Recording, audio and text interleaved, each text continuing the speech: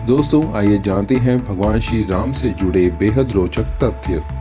भगवान राम से संबंधित मुख्य दो ग्रंथ हैं, तुलसीदास द्वारा रचित श्री रामचरितमानस और वाल्मीकि जी द्वारा रचित वाल्मीकि रामायण। भगवान राम भगवान विष्णु के 7वें अवतार हैं। राम नाम रघु राजवंश के गुरु महर्षि वशिष्ठ ने दिया था। राम का अवतार एक पूर्ण अवतार नहीं माना जाता है, क्योंकि उनको 14 कलाएं ज्ञात थी। श्री कृष्ण 16 की 16 कलाओं में पारंगत थे। ऐसा जानबूझकर किया गया था क्योंकि रावण को कई वरदान प्राप्त थे, लेकिन एक मनुष्य उसका वध कर सकता था। जब राम अवतार का प्रयोजन सिद्ध हो गया, तब राम जी को किसी साधारण मनुष्य की तरह ही अपना शरीर त्यागना था, लेकिन उनके परम भक्त हनुमान के होते यमराज के लिए राम जी तक पहुंचना संभव नहीं था। इसलिए राम जी ने जमीन में पड़ी एक दरार से अपनी अंगूठी गिरा दी और हनुमान से उसे लाने के लिए कहा। हनुमान जी उसे खोजते खोजते नागलोक तक पहुंच गए और वहां के राजा से राम जी की अंगूठी के बारे में पूछा। तब राजा ने बताया कि राम जी ने ऐसा उनका ध्यान भटकाने के लिए किया है, ताकि यमराज राम जी को ले जा सकें।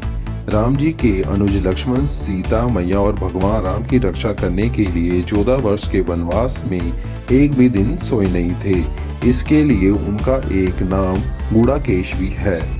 रावण मायावी था, उससे मुकाबला करने के लिए इंद्र देवता ने राम जी के लिए एक दिव्य रथ भेजा था। उसी रथ में बैठकर राम ने रावण को परास्त किया था। वनवास जाते समय भगवान राम की आयु 27 वर्ष थी। रामचरितमानस के अनुसार राम रावण का युद्ध 32 दिन चला था, जबकि दोनों सेनाओं के बीच 87 दिन तक युद्ध हुआ। लंका पहुंचने के लिए समुद्र पर राम सेतु का निर्माण करने में सिर्फ 5 दिन लगे थे। माना जाता है कि देवी सीता ने बचपन में ही भगवान शिव का धनुष खेल खेल में उठा लेती थी, इसलिए राजा जनक ने उनके स्वयंवर के समय धनुष तोड़ने की शर्त रखी थी।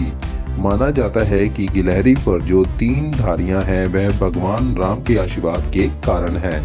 दरअसल जब लंका पर आक्रमण करने के लिए राम सेतु बनाया जा रहा था, तब एक गिलहरी भी इस काम में मदद कर रही थी। उसके समर्पण भाव को देखकर श्री राम ने प्रेम पूर्वक उसकी पीठ पर अपनी उंगलियां फेरी थी और तभी से गिलहरी पर ये धारियां मौजूद हैं।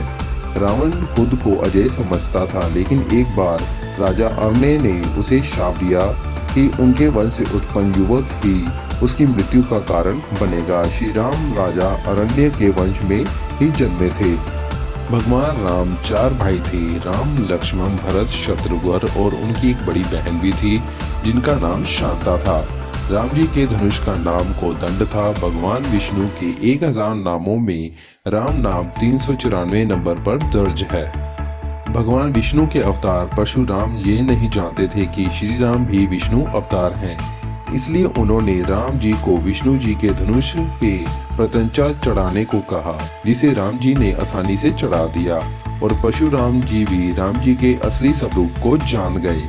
रावण अपने समय का सबसे बड़ा ज्ञानी था, इसलिए एक बार राम जी ने रावण को महाब्राह्मण कहकर पुकारा था और उसकी मृत्यु के समय लक्ष्मण को उनसे ज्ञान प्राप्त करने के लिए भेजा था।